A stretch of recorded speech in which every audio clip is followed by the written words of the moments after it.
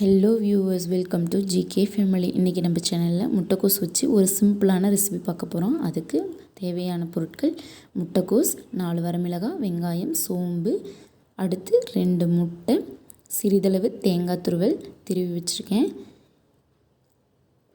இப்போ stove on பண்ணி கடாய் வச்சு அதில் ஆயில் ஊற்றிக்கலாம். ஆயில் ஹீட் ஆன உடனே 4 வரமிளகாய், பெரிய வெங்காயம் சேர்த்துருக்கேன். ஒரு பெரிய வெங்காயம் சேர்த்துருக்கேன். நல்லா வதக்கிக்கங்க. இது கூட முட்டைக்கோஸ் சேர்த்துக்கலாம். முட்டைக்கோஸு சின்ன சின்னதாக நறுக்கணும்னு அவசியம் இல்லை, பெருசாகவே நறுக்கி வச்சுக்கலாம். ஏன்னா நம்ம வதக்குறோம் இல்லையா, அதனால் நல்லா வதக்கி விட்டுருங்க. அடுத்து இது கூட உப்பு சேர்த்துக்கலாம். உப்பு சேர்த்துட்டு நல்லா கலந்து விட்டுருங்க. கலந்து விட்டாச்சு. இது கூட சோம்பு, தேங்காய் துருவல் எல்லாமே சேர்த்து நல்லா கலந்து விட்டுடலாம். இப்போ இதை ஸ்டவ் ஆஃப் பண்ணிட்டு நம்ம ஆற விட்டுடலாம். ஆறிடுச்சு. இப்போ இது கூட 2 முட்டை, அந்த வதக்கி வச்சுருக்கிறதெல்லாம் சேர்த்து நம்ம அரைச்சி எடுத்து வச்சுக்கலாம்.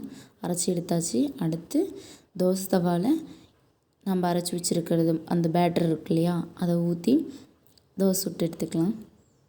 நல்லா தேய்க்காதீங்க, தேய்ச்சா அந்த இதெல்லாம் சுருங்கி வந்துடும். அதனால் அப்படியே ஊற்றி நல்லா ஸ்ப்ரெட் பண்ணி விடுங்க. அவ்வளோதான்.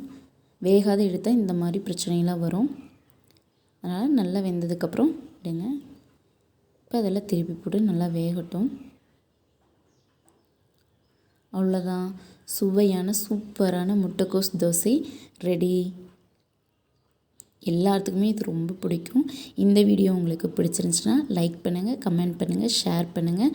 மறக்காமல் சப்ஸ்கிரைப் பண்ணுங்கள். தேங்க்யூ.